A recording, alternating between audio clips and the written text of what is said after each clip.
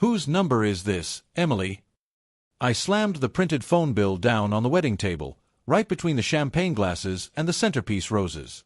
Music was still playing. People were laughing. And then, silence. Her smile froze mid-laugh, her hand still wrapped around her wine glass. Across from us, her parents blinked in confusion. My best man slowly leaned back, sensing something was about to detonate. 112 calls in 30 days, I continued, my voice cutting through the room. You want to explain that to me? Or should I call him right now, in front of everyone? Her face drained of color. And just like that, our perfect image cracked open in front of 200 guests. But what none of them knew was that this wasn't the beginning. This was the ending I had been planning for weeks. If you love a good twist, hit that subscribe button. Tell us your location and if it's day or night there. Dark stories feel different in the dark.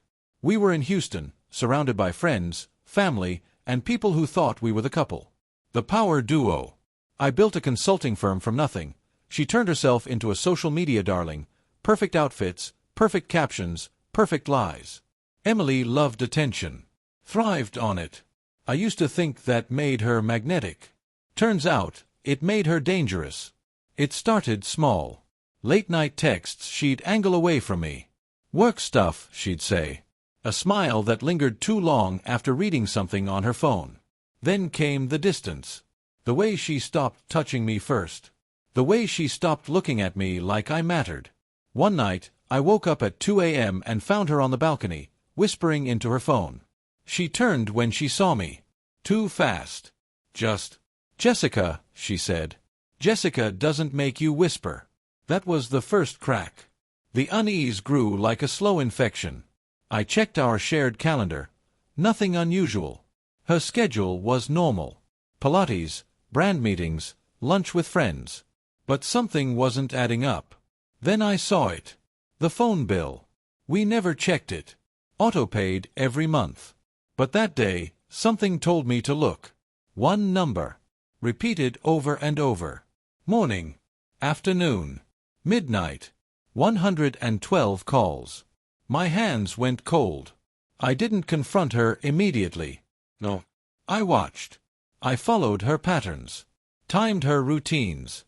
Noticed the gaps. 3 hours missing every Thursday afternoon. I'm meeting a brand manager, she'd say. So I followed her one Thursday. She didn't go to any office. She drove to a quiet neighborhood cafe, and he was already there. Jason. My former college friend.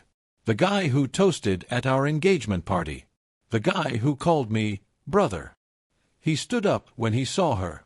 Smiled like he owned her. Then he kissed her. Not quick. Not hesitant. Familiar. Intimate. Like it wasn't new. I sat in my car and watched my entire life collapse in silence. And then I started planning. When I confronted her that night, she didn't panic. She performed. What are you talking about? She laughed, walking past me like I was crazy. I showed her the photo I took. Her expression flickered, just for a second. Then came the manipulation. It's not what you think. Classic. We were just talking. Classic. You've been distant. I felt lonely. Weaponized guilt. But I didn't yell. Didn't break. I just nodded. And that scared her more than anything. The emotional collapse came later. Not in front of her. Alone. In the dark. Because betrayal like that doesn't hit all at once. It echoes. But when the pain settled, something colder replaced it. Clarity. I wasn't going to scream. I wasn't going to beg. I was going to end them. Carefully. Publicly. Permanently. Jason worked at a high-profile investment firm in Atlanta. Reputation mattered. Image mattered. Emily. Her entire career was built on perception. So I started collecting. Screenshots.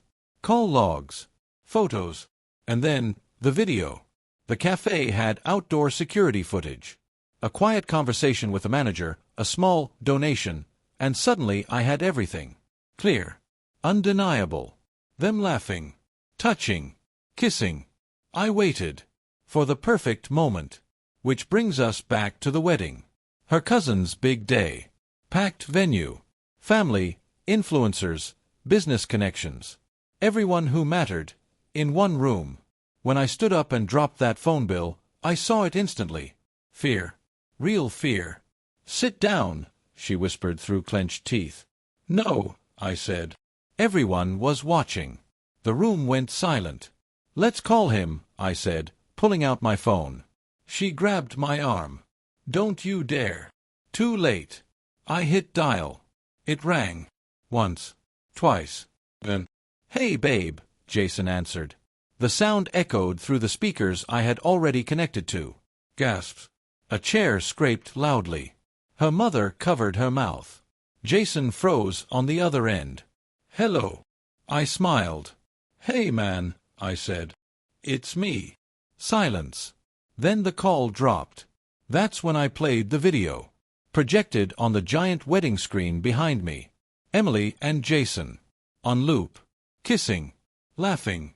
Destroying themselves. "No," she whispered. Her knees buckled. People started murmuring. Phones came out. Recording. Social media lit up within minutes. Her brand deals. Gone by morning. Jason. Suspended by Monday. Fired by Friday. She tried to reach me after. Calls. Messages. Tears. "I made a mistake. I love you. I'll fix this." But some things don't get fixed. They get exposed. And then they get erased. Weeks later, I heard she moved out of state. Started over. Smaller life. Quieter. Jason disappeared completely. As for me, I rebuilt. Stronger. Cleaner.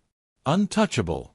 Because betrayal doesn't destroy you, if you learn how to weaponize it. And that night, in front of everyone, I didn't lose my marriage. I delivered the verdict. The end.